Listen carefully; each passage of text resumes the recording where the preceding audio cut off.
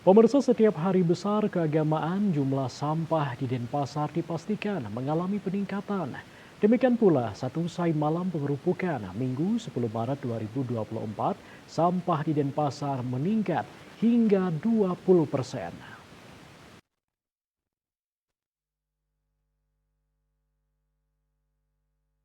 Petugas kebersihan pun berjibaku melakukan kebersihan sampai usai pelaksanaan pengerupukan. Bahkan mereka harus bekerja hingga pukul 5 WITA atau 1 jam sebelum nyepi.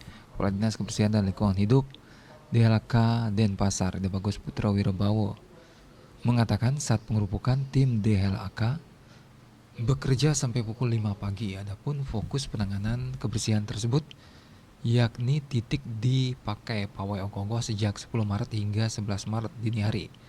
Beberapa titik tersebut utamanya di kawasan Caturmuka Denpasar hingga kawasan Simpang 6 Denpasar. Pihaknya pun menerjunkan kurang lebih 1.000 petugas kebersihan dan 40 armada untuk melakukan pengangkutan sampah.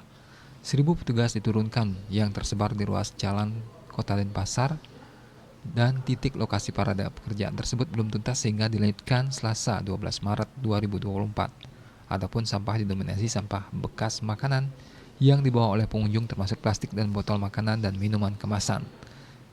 Selain juga membatasi dan mengurangi penggunaan plastik, pihaknya juga mengimbau kepada masyarakat agar membatasi penggunaan bahan plastik sekali pakai, serta selalu membawa tas ramah lingkungan yang bisa dipergunakan berkali-kali. Asmara Putra, Bali Pos.